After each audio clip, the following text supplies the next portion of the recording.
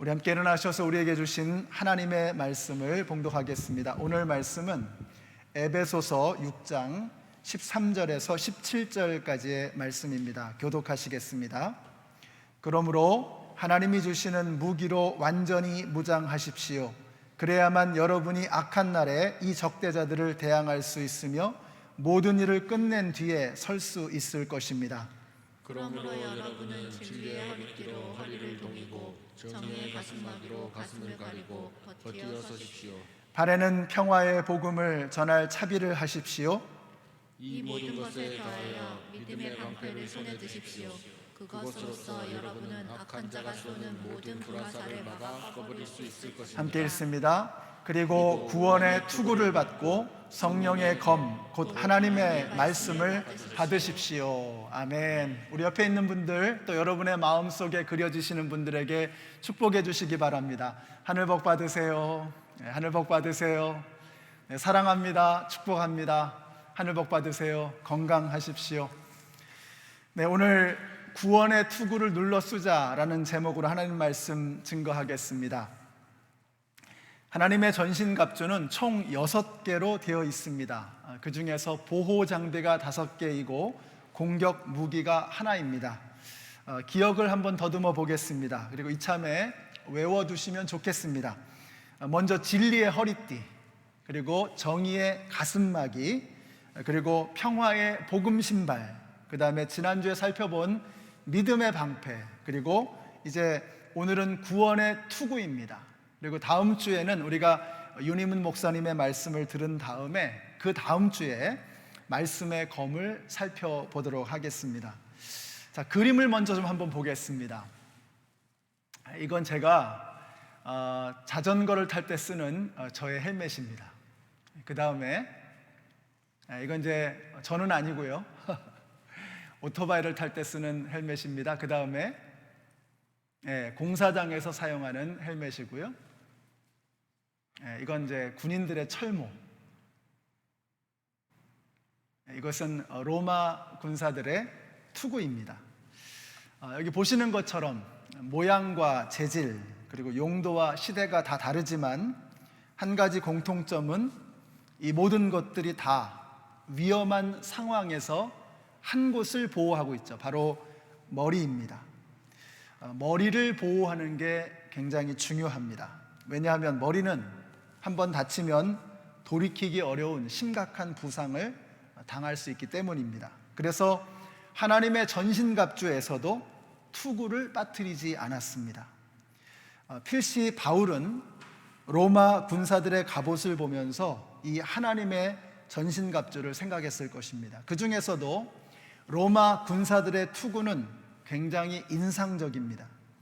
당시 다른 군대에서도 투구를 썼는데 그들이 만드는 투구는 기껏해야 동물의 뼈라든지 가죽, 천 이런 것들을 사용해서 만드는 아주 허술한 투구였습니다. 그런데 반면에 헬라나 로마 군대의 투구는 굉장히 인상적이었습니다. 그들은 투구 제작에 심혈을 기울였습니다. 그래서 재료는 주로 청동으로 만들었고요. 무게를 지탱할 수 있도록, 머리로 지탱할 수 있도록 그 안에 안감으로 천이나 가죽을 대었습니다. 그리고 얼굴을 보호할 수 있도록 만들었죠. 이 장교들의 경우는 투구를 이 금으로 만든, 이 철로 만든 합금을 사용을 했습니다. 그리고는 이렇게 멋있게 깃털이나 여러 가지 금이나 은 이런 것들로 장식을 할 수 있도록 그렇게 만들었습니다. 그래서 이렇게 보면 그 위용이 정말 대단합니다. 겉으로만 봐도. 그래서 멋을 낼 수 있도록 또 만들어 놨다는 거죠. 근데 이 멋을 내는 게 굉장히 중요한 것 같아요. 구원의 투구는 정말이지 예수 믿는 사람들을 아주 멋스럽게 만들어주는 그러한 굉장히 중요한 장비라고 생각이 됩니다. 자, 그러면 이 구원의 투구가 뭔가 하는 것입니다. 구원의 투구는 한마디로 구원의 확신입니다. 여러분, 구원의 확신이 있는 성도는 강력합니다. 그리고 굉장히 멋있습니다. 그리고 아름답습니다. 그래서 구원의 확신은 신앙생활의 핵심 중의 핵심입니다. 우리를 강하게 만들어주고 우리를 멋있게 만들어주는 것입니다. 내가 구원을 받았는지 안 받았는지 이것도 모르고 교회를 다닌다면 그보다 불쌍한 사람이 없습니다. 여러분은 왜 예수님을 믿습니까? 우리가 구원 받으려고 예수 믿는 것입니다. 이 땅에서, 그리고 이 땅 너머에서 영원한 생명, 천국을 누리려고 우리가 예수를 믿는 것입니다.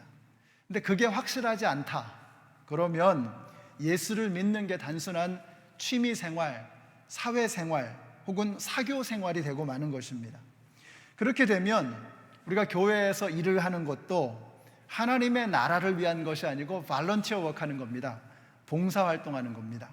헌금생활도 하나님께서 내게 주신 것을 내가 무엇으로 보답할꼬 하는 이런 감격스러운 마음으로 드리는 것이 아니고 그냥 클럽에 회비 내는 겁니다. 말씀을 듣고 예배를 드리는 것도 하나님을 만나는 거룩한 체험이 아니고 그냥 소셜 게더링 하는 겁니다. 사회생활 하는 것입니다. 그러니까 구원의 확신, 구원의 근거에 문제가 생기면 신앙의 근본이 무너지게 되는 것입니다. 그래서 오늘 주보에 여러분께서 죽기 전에 반드시 대답해야만 하는 그런 질문 3가지를 적어 놓았습니다. 오늘 죽으면 천국에 갈 확신이 있느냐 하는 것입니다. 오늘 죽으면이라고 했어요. 왜냐하면 우리는 오늘 죽을 수 있는, 내일을 장담할 수 없는 그런 연약한 존재이기 때문입니다.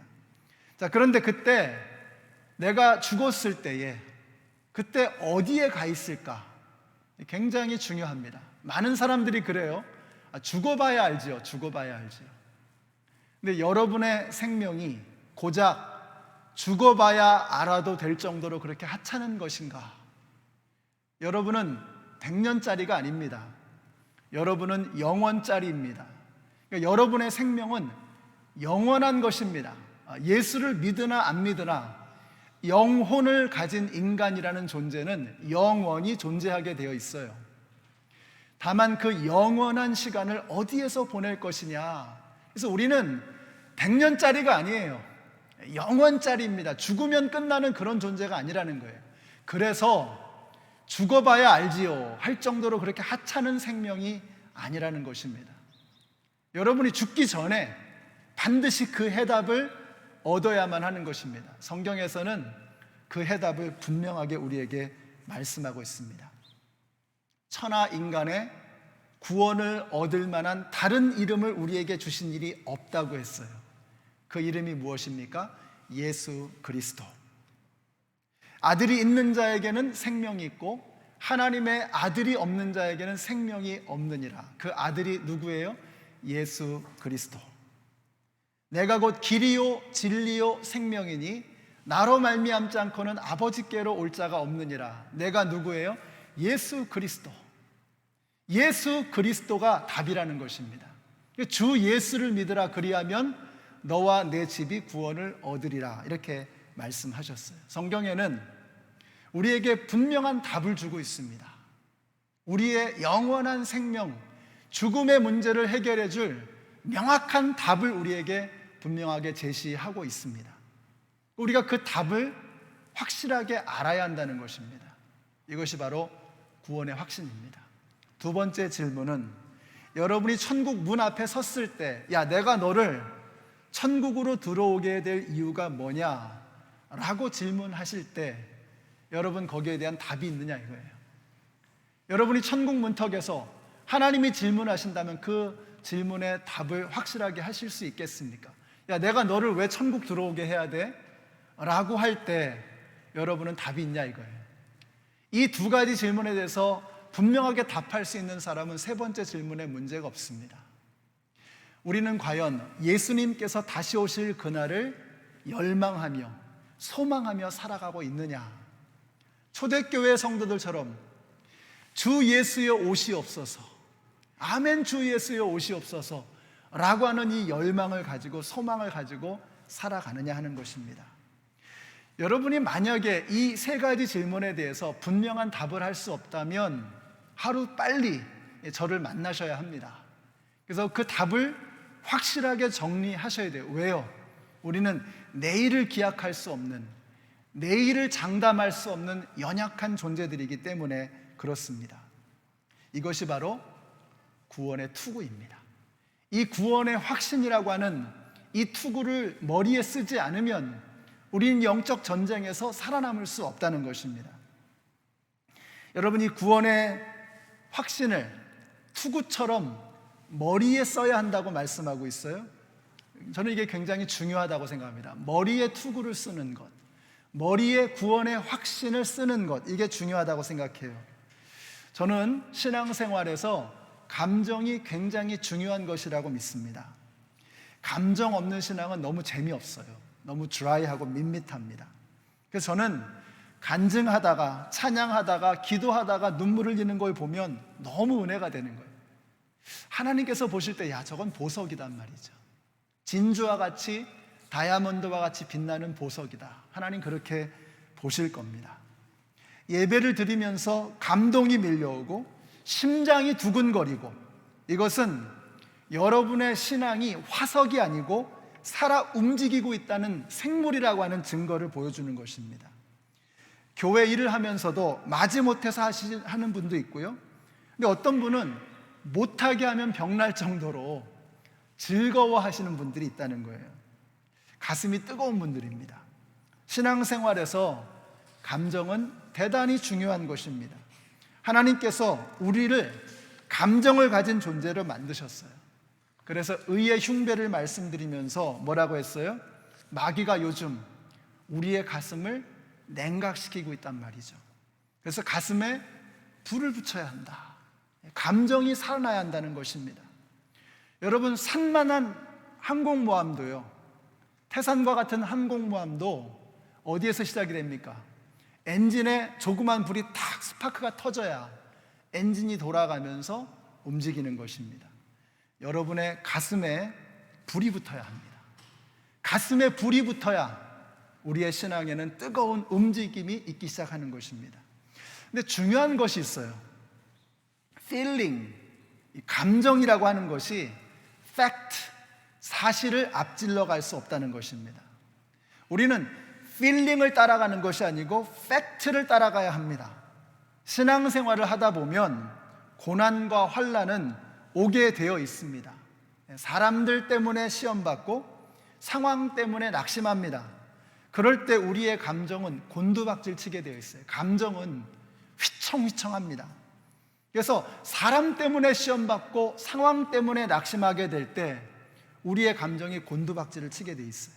그래서 감정 따라가면 안 됩니다. 신앙생활에 우리가 뭐 대단한 게 아니고요, 아주 자질구레하고 자그마한 거, 누구한테 얘기하기도 부끄러운 거, 그런 것 때문에 무너지거든요. 왜 그래요? 감정을 따라가서 그러는 거예요. 우리가 감정에 매이면 그렇게 되는 것입니다. 여러분, 감정은 중요합니다. 그러나 감정을 따라가다 보면 신앙생활은 엉망이 되는 것입니다. 감정은 따라가는 게 아니고 따라오게 해야 되는 거예요.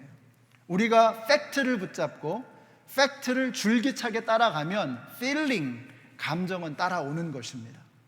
자, 그렇다면 우리가 붙잡아야 될 그 팩트, 그 사실이 뭐냐는 거예요. 우리는 어떤 팩트, 어떤 사실을 붙잡아야 합니까? 바로 십자가를 붙들고 가야 된다는 것입니다.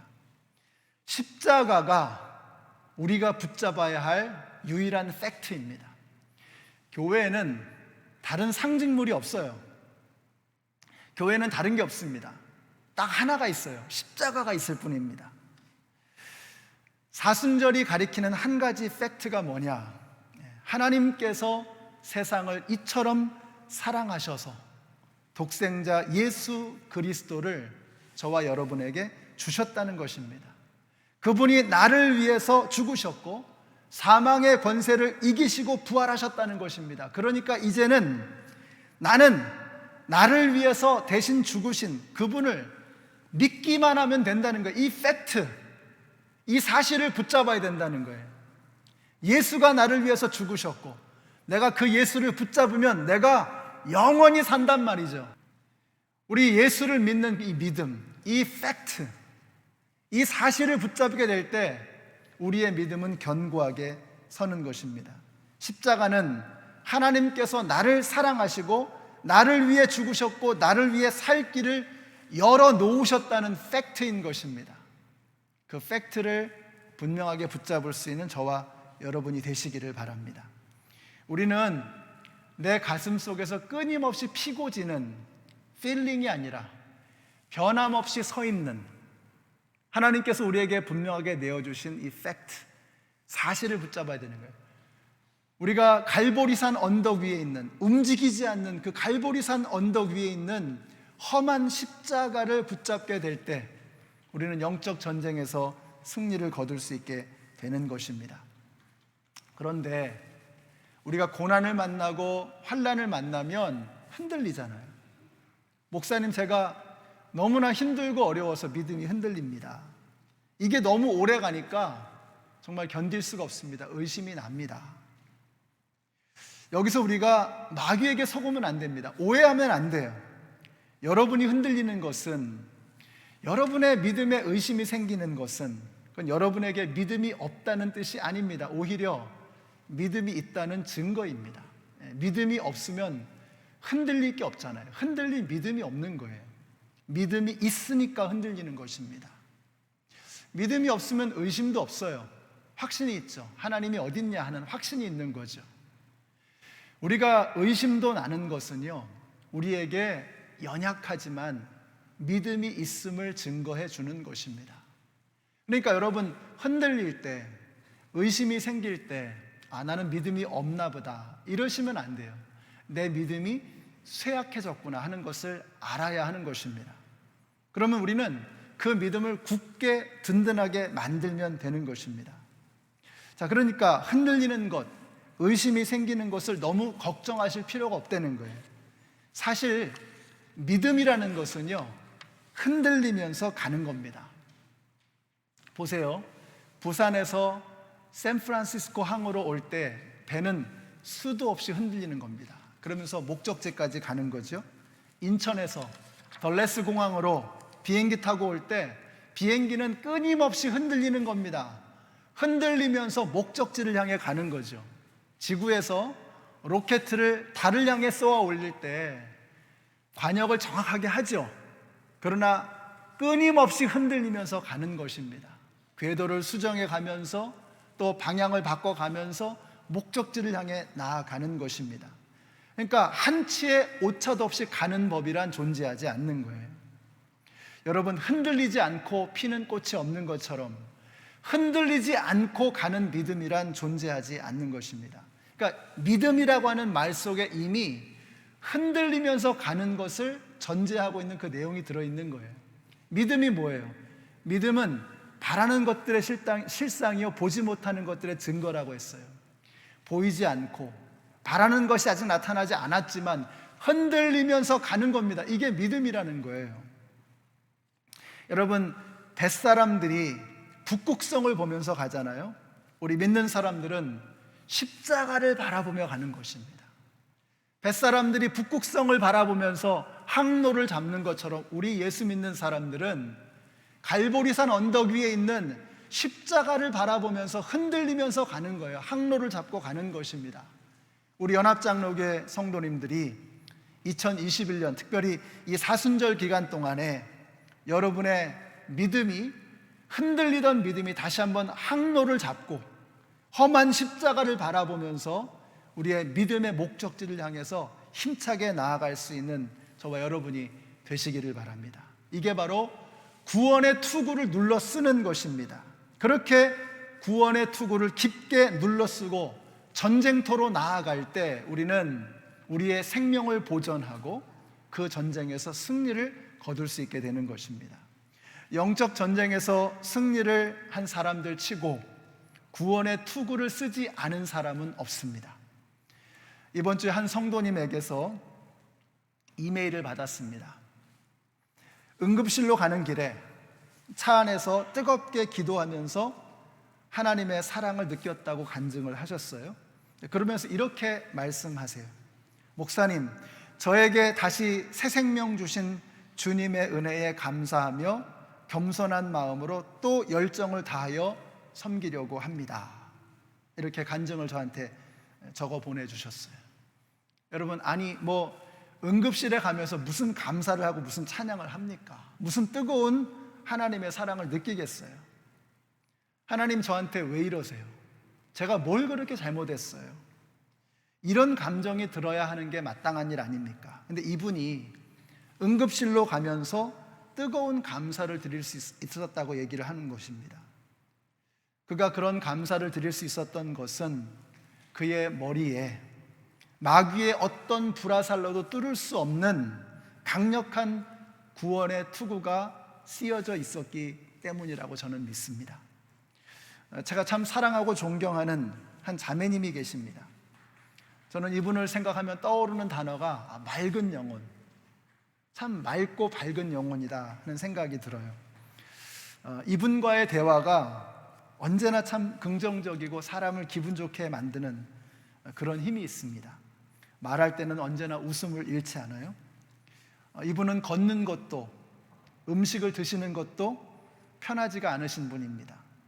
이분의 맑은 영혼은 그럼에도 불구하고 어떠한 제약도 받지 않는 것을 느낍니다.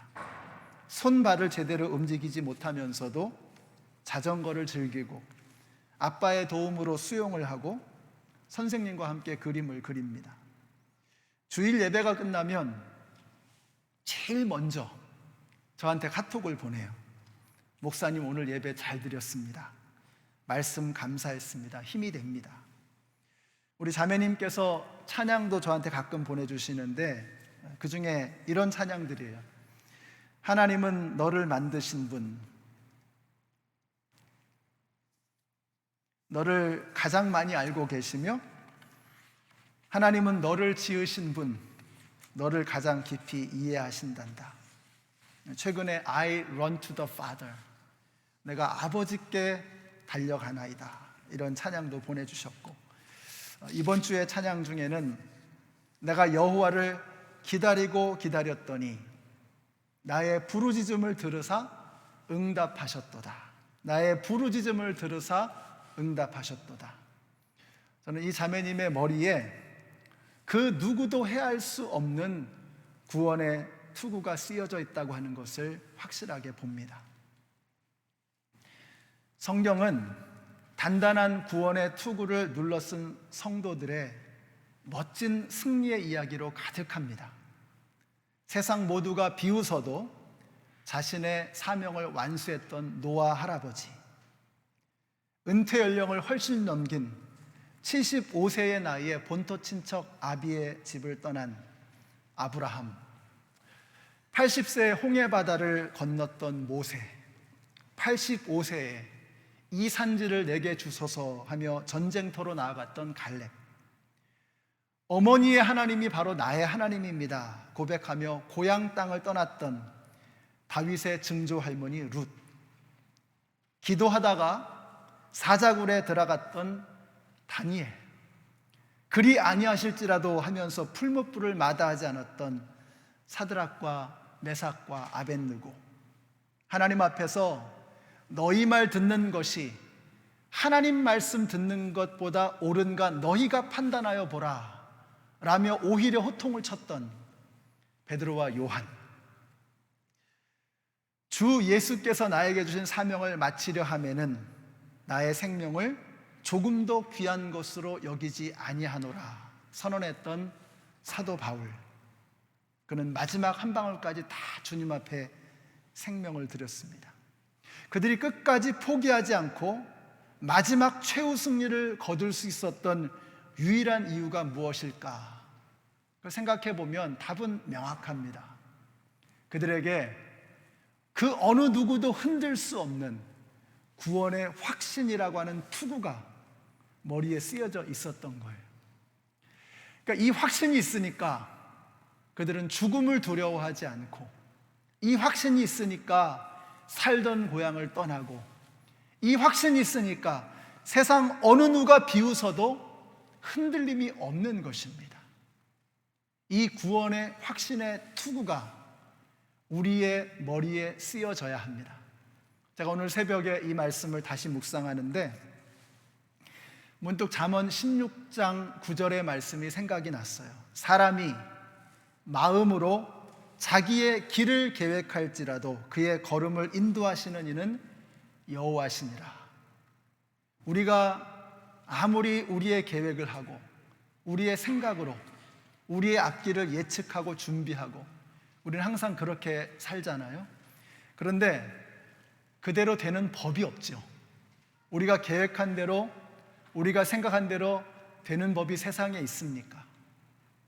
우리가 그렇게 우리의 계획대로 되지 않아도 우리 예수 믿는 사람들이 흔들림 없이 이 믿음의 길을 걸어갈 수 있는 이유가 무엇입니까? 그 걸음을 인도하시는 분이 여호와 하나님이시라고 하는 이 확신이 우리에게 있기 때문인 것입니다. 이 확신이, 나를 사랑하시는 그 하나님은 전능하신 하나님이시며 나를 사랑하시는 그 하나님은 나의 앞길을 헤아려 주시는 섬세하신 돌보시는 하나님이시라고 하는 것을 내가 믿게 된다면 우리는 어떤 상황에서도 두려워하지 않고 이 믿음의 길을 걸어갈 수 있는 것입니다. 아까 제가 예배를 시작할 때 시편 19편을 인용했습니다. 시편에 보면요, 유난히 하늘을 바라보는 이야기가 참 많더라고요.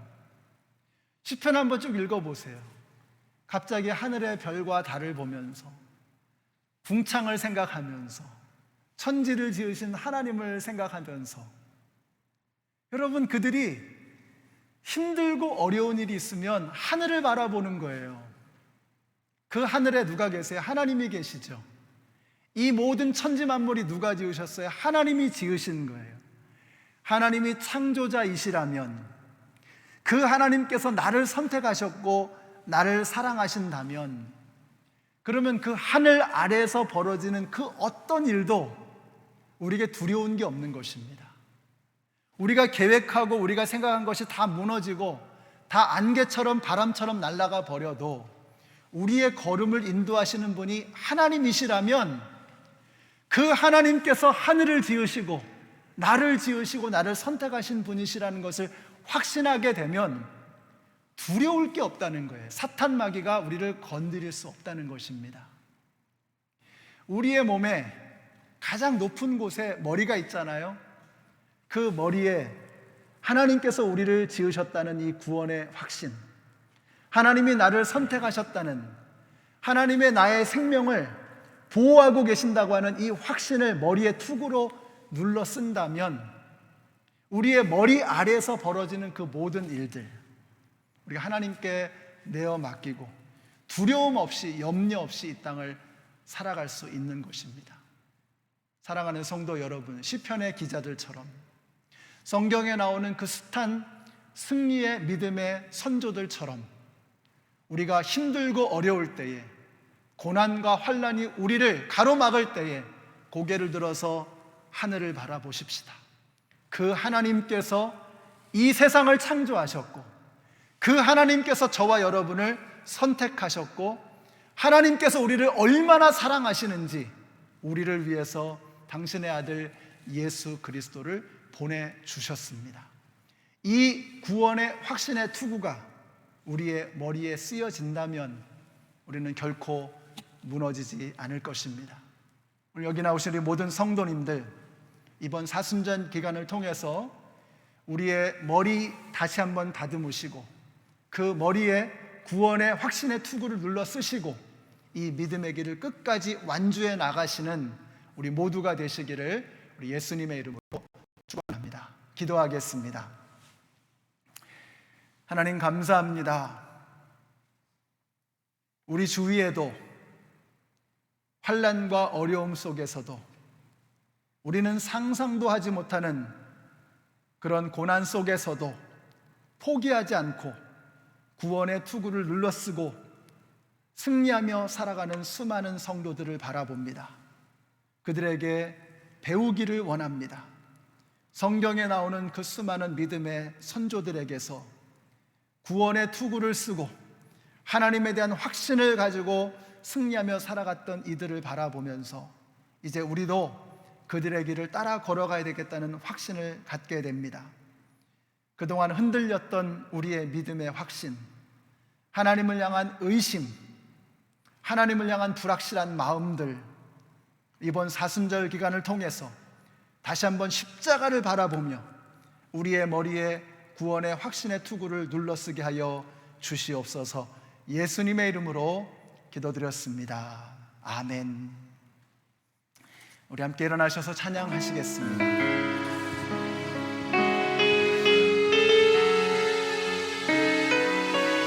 십자가를 붙들고 나아가는 우리 성도님들이 되시기를 바랍니다. 거친 주의 십자가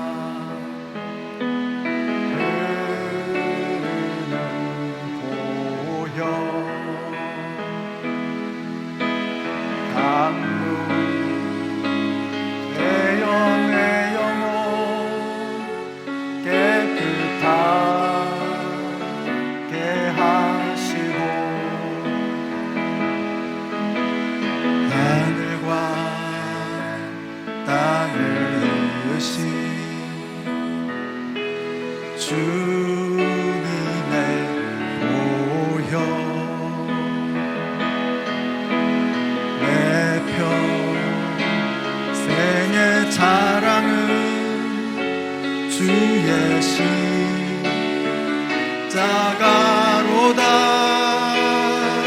주의 보혈 흐르는데 믿고 뛰어나가. 주의 은혜 내가 입어 깨끗하게 되었네. 거친 주의 십자가 흐르는 보혈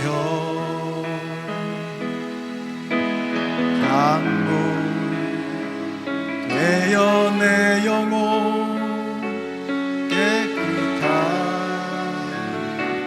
하시고 하늘과 땅을 이으신 주님의 보혈 내 평생의 자랑은 주의 십자가로다. 주의 보혈 흐르는데 믿고 뛰어나가. 주의 은혜 내가 입어 깨끗하게. 십자가에서 흐르는 주님의 보혈을 바라봅니다. 주의 보혈 능력 있도다. 주의 피 믿으오. 주의 보혈 그 어린 양의 매우 귀중한 피. 다시 한번 주의 보혈 능력 있도다. 주의 보혈 능력 있도다. 주의 피 믿으오. 주의 보혈 그 어린 양의 매우 귀중한 피로다. 시간 한번 기도하겠습니다. 기도하실 때 이번 주에 이제 한국으로 돌아가시는 우리 박영민, 우지혜, 예영이, 한영이 가정을 위해서 기도하겠습니다. 하나님께서 지난 1년 동안을 미국에서 안전하게 지켜주셨습니다. 이제 그들이 한국에 돌아가서 이제 한국에서 삶을 이어가실 때에 하나님께서 그들에게 베풀어 주시는 은혜를 더욱더 감사하며 더욱더 누리며 살아가는 복된 삶이 있게 하여 주시고 저들을 통해서 하나님의 나라가 확장되게 하여 주시옵소서. 우리 축복하며 기도해 주시기를 부탁드립니다. 또 우리 성도님들 영적으로 또 육적으로 또 마음으로 힘들어하는 그런 모든 어려움들을 하나님께서 이겨주시고 승리하게 하여 주시옵소서. 구원의 투구를 눌러쓰고 이 어려움 속에서도 승리하는 저들 되게 하여 주시옵소서. 또 우리 성도님들 이제 이번 사순절 기간 동안에 하나님을 향한 신앙의 영점을 조절하고 십자가의 초점을 딱 맞추고 우리 십자가를 향해서 힘차게 나아가는 우리 성도님들이 될 수 있도록 이번 사순절 기간을 위해서 함께 기도하겠습니다. 우리 합심해서 우리 동성으로 기도하겠습니다. 좋으신 사랑의 하나님, 주님의 은혜를 감사합니다. 하나님께서 우리 박영민 성도님, 은지의 자매님, 예영이 하나님을 너무나 사랑하셔서 지난년 동안 우리 땅에서 하나님의 은혜를 경험하며 살게 하시니 너무나 감사합니다. 하나님, 그들을 향해서 베풀어 주신 하나님의 놀라운 은혜가 저들 가운데 임하게 하여 주시기를 원합니다. 한국 땅에서도 그 은혜가 멈추지 않게 하여 주시고 그곳에 가서도 하나님께서 베풀어 주신 그 놀라우신 하나님의 사랑을 찬양하며 하나님의 영광을 드러내며 하나님의 도구로 멋지게 쓰임받으며 나아가는 저들이 되게 하여 주시기를 간절히 원합니다. 하나님의 영광을 드러내는 주의 자녀들 되게 하여 주시옵소서. 이 가정을 통해서 이루시고자 하는 하나님의 뜻이 이루어지게 하여 주시옵소서. 우리 연합장로교회 성도님들을 위해서 기도합니다. 경제적으로 힘들고 육적으로 정신적으로 영적으로 힘든 그 모든 상황을 헤쳐나갈 수 있는 구원의 확신, 승리의 확신, 하나님께서 주시는 영광의 그 삶을 살아가는 승리의 삶을 살아오는 성도님이 될 수 있도록 아버지 하나님 역사하여 주시옵소서. 이 어려움 속에서도 무너지지 않게 하여 주시기를 간절히 원합니다. 하나님이 베풀어 주시는 승리로 나아가는 저들이 되게 하여 주시기를 간절히 원합니다. 아버지 하나님 도와주시옵소서. 은혜를 베풀어 주시옵소서. 하나님의 영광을 찬양하며 살아가는 저희들이 되게 하여 주시옵소서. 사도 바울처럼 하나님께서 맡겨주신 사명을 마치려 하면은 나의 생명을 조금도 귀한 것으로 여기지 아니하노라며 마지막 한 방울까지도 주님을 향해 다 내어드리는 황제와 같이 하나님 앞에 다 내어드리는 삶을 살아가는 우리 모두가 되게 하여 주시옵소서. 특별히 이번에 사순절 기간을 통해서 우리의 신앙의 영점이 조절되어지기를 원합니다. 하나님을 향해 바라보게 하여 주시고 십자가를 바라보게 하여 주시고 십자가를 붙들고 하나의 십자가와 함께 세상을 향해 나아가는 우리 모두 성도들이 될 수 있도록 아버지 하나님 역사하여 주시옵소서. 승리를 거두며 살아가는 우리 모든 성도님들이 되게 하여 주시옵소서. 하나님 감사합니다.